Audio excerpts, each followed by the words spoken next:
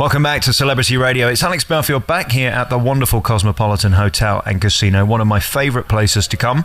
It's also home to my favourite event this year, which is Rose Rabbit Lie. It's a restaurant, it's a show, and the star of it is Piff. How are you? Good evening. I'm all right. I'm still here, which is the important thing. Just like Mr. Piffles. Well, I've made a new friend here. I don't know what it is, but people seem to like sniffing my crotch, and your dog particularly seems into me. This is nice. He can smell money, so... Is that what it is? Yeah. Is that what it is? Hey, listen, great to see you. When I came here to Cosmopolitan this year, I said I have to come and see Rose Rabbit Lie. What is it? Nobody could tell me, so I came and saw for myself. And it's fun, and it's new, and it's different. It's a dinner, it's a show, it's a club, and you're the star of it. Why you? How come you've got this gig? Well, who doesn't love a magic dragon? Obviously, Las Vegas is the spiritual home for a magic dragon.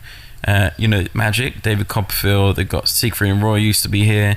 It's the home for it. And dragons, where you've got Excalibur, which is a big castle. It's just waiting to be overrun by dragons. So that's basically the dream for me, to take over Excalibur.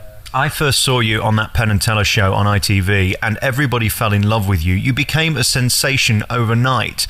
But of course, you'd had a big career before this, doing sort of slogging away as an act. It really turned your life around, didn't it?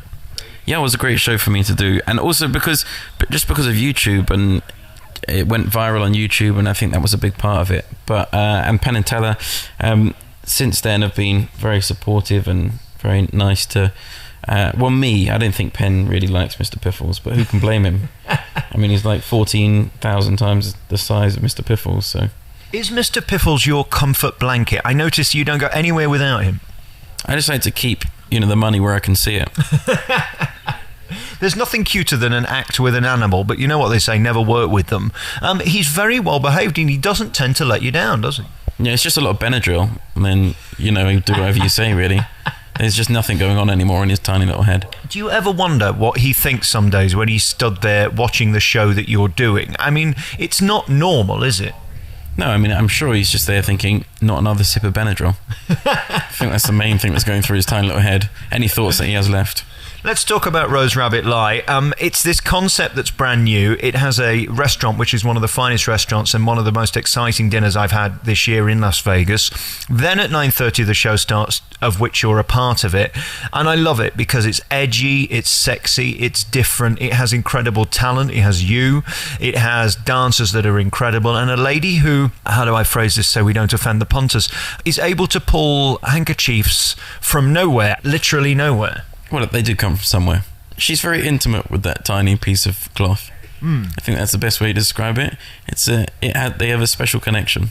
It's an amazing act, and that's what this show does. Brings the best people at what they do into this cabaret show. And the budget must be enormous because there's a lot of you.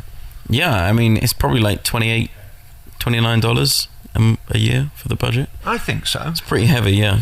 Yeah, I mean, well, it's fun. But you got to remember, Mr. Piffles doesn't actually. He just lives on biscuits. Right. So that's most of the budget.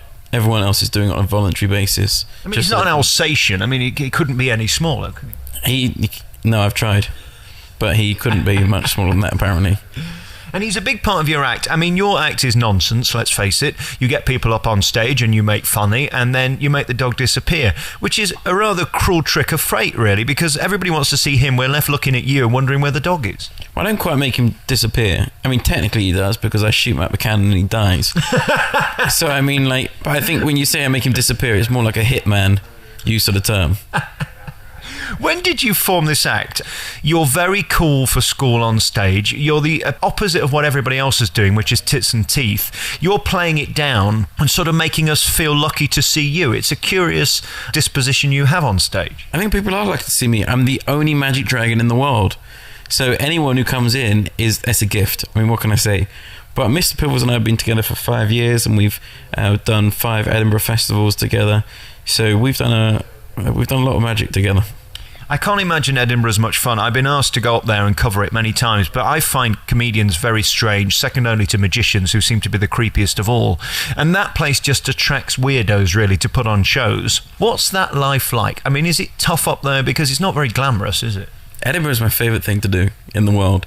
So I think you should go out there. I do. I think you should go. I honestly think you go out there, you'll change your opinions in about an hour. When you do this act, what goes through your head? Because you're looking out, and it's a curious thing because it's a late show. It's not a 7 o'clock show. It's 9:30, so people have had a drink. And I imagine you get to see quite a lot of different things because this is as much a club as it is a showroom. Yeah, I mean, I think this is one of the more interesting audiences I've played at 9:30. But, you know, I think it's fun for me because it's fun to see how far I can push the audience. You know, are they going to... Mr. Pivels is a bullet catch in the 9:30 show. And at one point, somebody has to hold a gun to his head and pull the trigger. And that's always interesting seeing whether somebody will do that in the face of abuse from about 300, 400 people a night. And you managed to find a character on Friday night who did pull the trigger. Most of them pull the trigger. Most people have no soul. The thing is with Vegas, when you arrive, you check your bags and your soul at the hotel, and then you go out and you do whatever you want, even if that is shooting a chihuahua in the face. You know, what happens in Vegas stays in Vegas. Or ends up on Facebook, of course. Well, yeah, but that's just why we don't let people take pictures of that bit. What's your life like now? I mean, it doesn't get any bigger than Las Vegas. You're here in certainly the coolest of all the casinos, there's no question. You've sort of made it, really, haven't you? I mean, it doesn't get more decadent than the Cosmo. Wow, that is bleak. The only way is down. Is that what you're saying? The only way is a spiral down from here. Okay, Welcome to my life. Right, maybe we should I'm going back to Nottingham tomorrow. What do you... That is a spiral down into the abyss. I like Nottingham. One of my favourite comedy clubs is there. Just a Tonic. Now, this dog, we must say, really likes me. What a great judge of character. Yeah, I mean, look at him. He really is ready to be your new best friend. And you can own him for $12,000. Come on, Mr. Pivels, you got a new owner now. I'm going to go to the I-15 and get another barrel full. What is your relationship like? I mean, I guess he goes everywhere with you, does he? I mean, he's here today and you take care of him. If you go for dinner, does he come with you? Do you get strange looks? He's a service dog. So he's allowed anywhere I'm allowed. He is the law, basically. No one can turn him away. Then we go everywhere together. I've been on tour with him for the last 5 years, so... We're pretty close, sadly.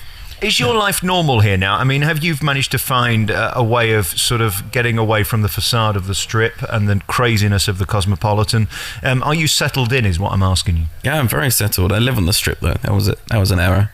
But yeah, I live on the Strip. I have a really nice life here. When you say you live on the Strip, you don't mean a cardboard box or something. How are you making that work? What's wrong with living on a cardboard box? It's better. Well, it's all right for some. The budget is $27 a year.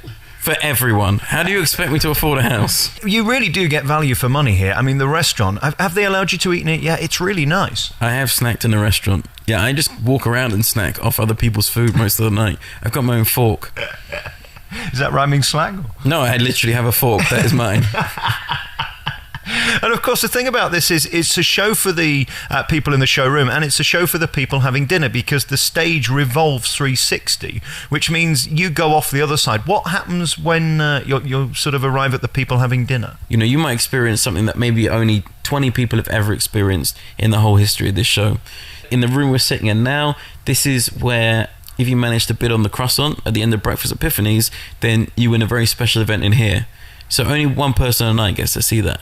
Wow. So there's lots of things like that we don't want to spoil by telling you, but like, you just have to come here, you have to explore the whole venue, you have to ask questions, you have to demand to be taken into the secret rooms, and that's the kind of thing that makes this show stand out. Do you know, last night about 1 o'clock in the morning, I woke up, I thought, I'm going to go and find a club with a secret room, but it didn't involve a magician. Well, you failed then. Although something did disappear at one point. Oh God, was it Mr. Piffles again? No, I think it was my credit card, to be perfectly honest with you. Listen, it's really nice seeing you. Thank you so much for your show. It really is the event of the trip for me.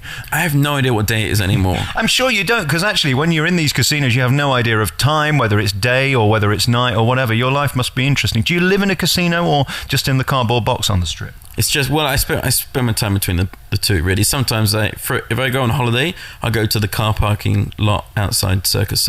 Wow. That's where I like to get away from my troubles. But what money you could earn with the dog, because people will just have ultimate sympathy for you. Yeah, I mean, the other day I got 50 cents. Amazing. Do people occasionally throw you a burger or something? They sometimes do, but it knocks out Mr. Piffles. Yes. It's quite mean of them. What does he eat in an average day? I mean, he's so small as he sits here on my lap. He eats 9 biscuits. Is that it? Yeah, that's it.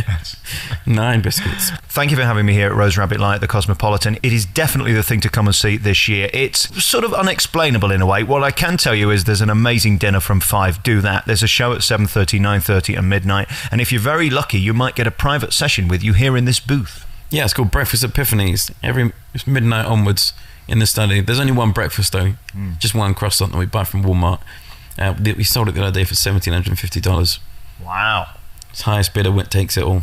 Incredible. Well, I have about 50p, so that ain't going to happen. I'm not going to be in here. But what I do know is I've sort of built up a relationship and rapport with your dog. I'm feeling a bit of passive aggression. Does it bother you that he likes me more right now than you? From the dog, all that dog is passive aggressive. Piffles, you got to be nice to people. Hey, listen, great to see you. Thank you for your time. And come here to Rose Rabbit Lie at the Cosmopolitan. Good to see you. Thank you.